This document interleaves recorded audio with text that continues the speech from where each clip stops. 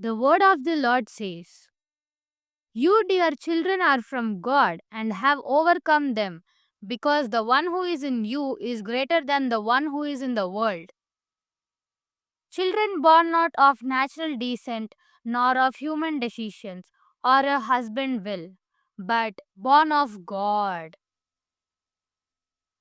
పిల్లలారా, మీరు దేవుని సంబంధులు మరియు వారిని జయించారు, ఎందుకంటే మీలో ఉన్నవాడు లోకంలో ఉన్నవాడి కంటే గొప్పవాడు.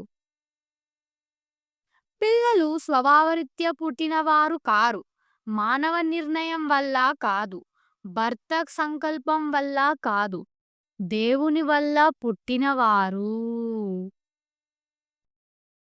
Thanks for watching.